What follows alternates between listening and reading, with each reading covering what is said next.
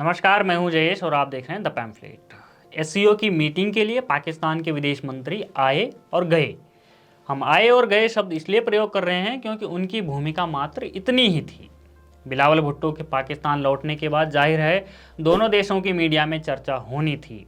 तो चर्चा हुई, एक बार फिर कश्मीर का प्रश्न उठा तो श्रीनगर में होने वाली G20 की मीटिंग भी चर्चा में आई।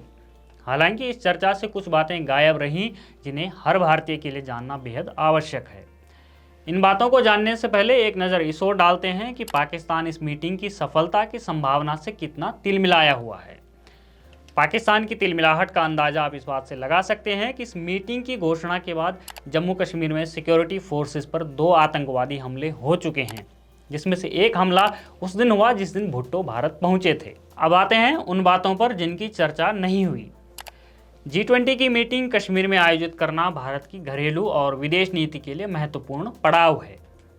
घरेलू नीति के तौर पर धारा 370 हटने के बाद भारत इस मीटिंग से देशवासियों को संदेश देना चाहता है कि कश्मीर सिर्फ कागज पर भारत का अभिन्न हिस्सा नहीं है, बल्कि कश्मीर भारत के राजनीतिक, सामाजिक और सांस्कृतिक मानचित्र पर किसी और राज्य से अलग नहीं है। वहीं घाटी के राजनीतिज्ञों के लिए ये संदेश विशेष है।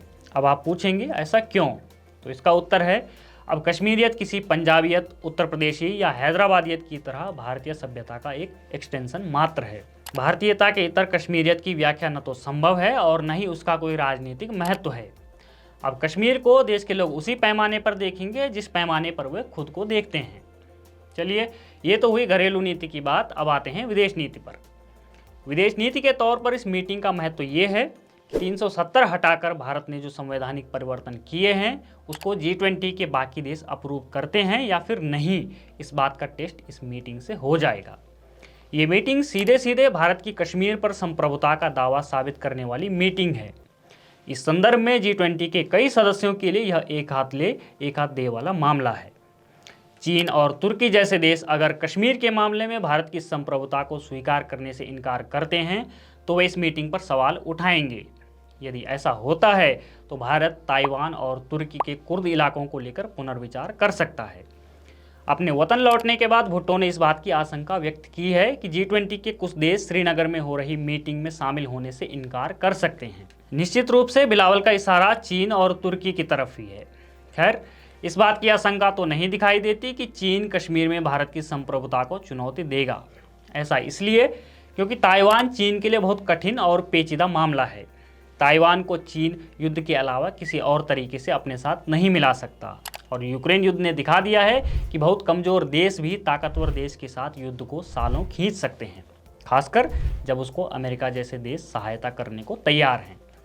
ऐसे में चीन भारत की संप्रभुता नकार कर 2 मोर्चे नहीं खोलना चाहेगा, क्योंकि भारत ताइवान के अलावा तिब्बत पर भी चीन की संप्रभुता मानने से इनकार कर सकता है और एंटी चाइना ताकतों को और सक्रिय तरीके से अपने यहाँ प्लेटफॉर्म दे सकता है।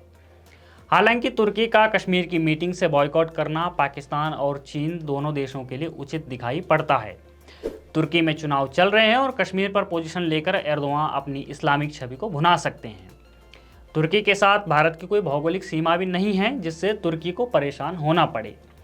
तुर्की पिछले कई वर्षों से इस्लामिक दुनिया का नेता बनने का प्रयास करता रहा है और इस बात की संभावना हो सकती है कि G20 की श्रीनगर में होने वाली मीटिंग में तुर्की अड़ंगा लगाए। अब ऐसा भी नहीं है कि भारत तुर्की का जवाब नहीं दे सकता, क्योंकि तुर्की की अपनी समस्याएं हैं जिनमें कुर्द समस्या सबसे प्रमुख है। लेकिन अगर पाकिस्तान के विदेश मंत्री इस तरफ इशारा कर रहे हैं कि कश्मीर में होने वाली मीटिंग का G20 में ही विरोध हो सकता है, तो उनका इशारा संभवतः तुर्की की तरफ ही है। आप इस पूरे प्रकरण को कैसे देखते हैं, हमें कमेंट बॉक्स में ज़रूर बताएं। बने रहिए हमारे साथ, देखते रहिए द पैम्फलेट।